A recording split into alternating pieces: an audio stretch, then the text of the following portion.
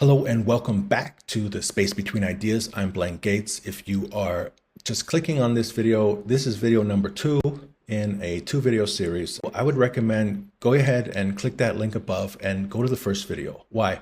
In the first video, I explain, I review quite a few of the different models that we've been using in the past 10 to 15 videos. Things like output, input, scenarios, choice.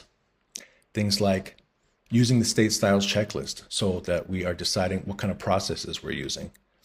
And also using the fishing metaphor when we talk about marketing or sales. So we identify, locate, attract the fish, then we try to get them to bite, then we hook them, then we reel them in.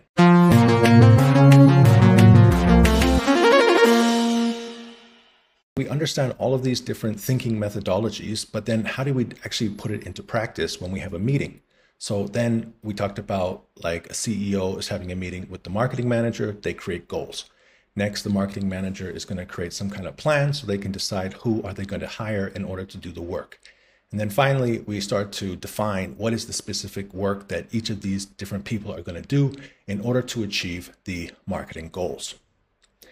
And then I introduced this concept of gold. You see, once you have all these frameworks in your mind, then suddenly it's like you have enough experience to recognize when you are looking at gold. And this is when we go to the video. It's a guy named Ryan Deiss, and it popped up in my YouTube feed, and I thought, wow, okay, that looks interesting. I watched the video, and at the 14-minute and 55-second mark, he shows this image.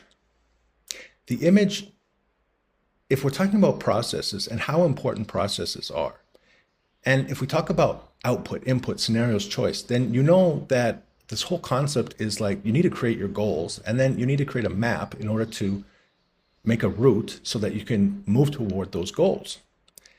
The main issue is the map. How do you create a map? And he gives you this map. So let's take another look at that map. In the last video, I was introducing the first column. In the first column, we have Facebook, Instagram ads, Google ads, Instagram stories, and reels. So if we talk about what? If we talk about fishing, this is identifying the target, locating the target, and attracting, and maybe even getting them to bite. But I think that actually the next column number 2, is getting them to bite.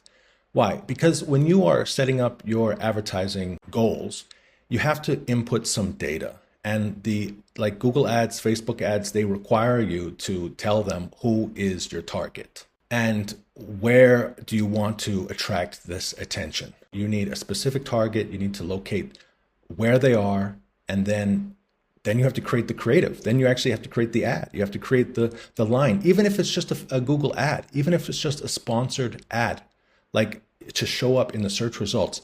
You still have to design, what does it say? What are the words that you're using in that link that's being displayed on Google? And more particularly, if you don't have a lot of experience doing ads, then you want to start with Instagram stories and reels. Because, I mean, there's 2 reasons. Nowadays, we don't really ask for referrals. Yeah, it's true, you might ask for referrals. And if you're a gangster, then obviously you have to be talking with your gang members. You could use, I guess you could use the word tribe. If you're in a particular tribe or a group of people, then there are people around you that you know and trust. But more and more, the currency of the world is comments, likes.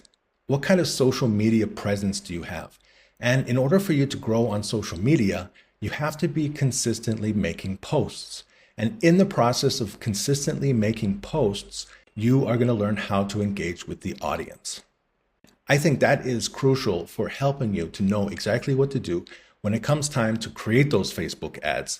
How exactly are you going to create those ads? I think it's important because I've noticed as I've been creating shorts and as I've been creating videos for my different channels, that sometimes there's a video that goes viral. In fact, last week I had a video on YouTube. One of my shorts had 8,000 views. I was really, really excited. And then on TikTok, it had over 2,000 views.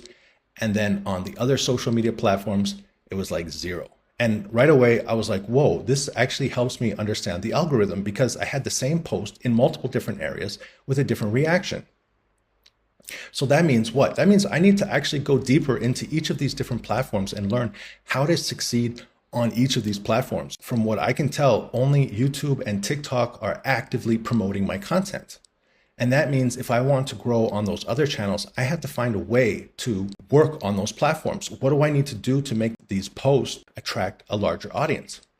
All right, let's move to the second column. In the second column, it says 7-day Mommy Fit Challenge sign-up page.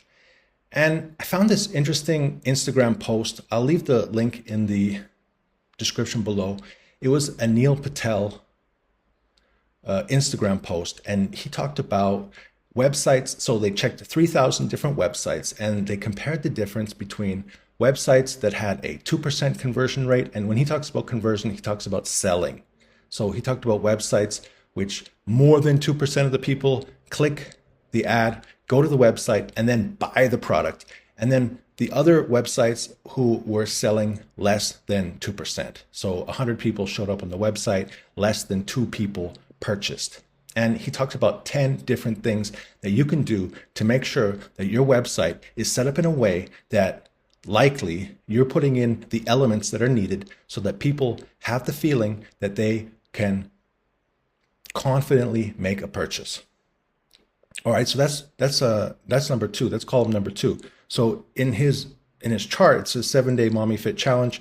Did they sign up? Did they register? If it's no, then retargeting ads. And I'm still trying to figure out, okay, so how do you do retargeting ads?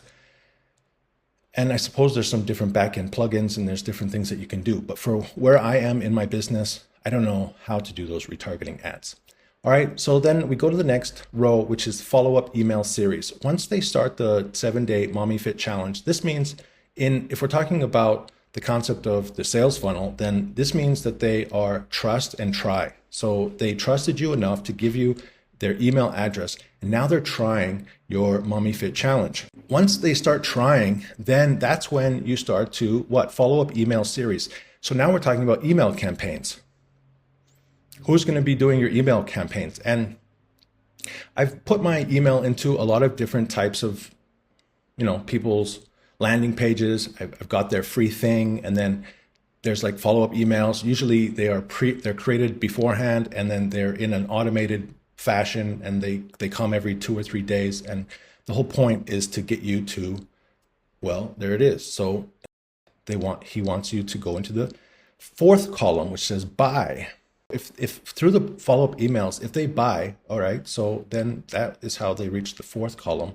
Then they're going to get the last column, which is the deluxe kit upsell, complete purchase and begin fulfillment. All right, so this is like just a really simple way of mapping out the whole process, the whole sales funnel. And it helps you to look at a map, have a vision of what your business could look like. The main point that I was trying to make is that if I looked at this like 6 months ago, I might not have understood what I'm looking at, or certainly if it was a year or 2 and I was focused on other things. But now that I've gone through all these different thinking tools and I understand all these different thinking methodologies, and I've used them with a number of people to help them to also understand these thinking methodologies, suddenly I see something and it's like, yeah, I know what that is. That's gold.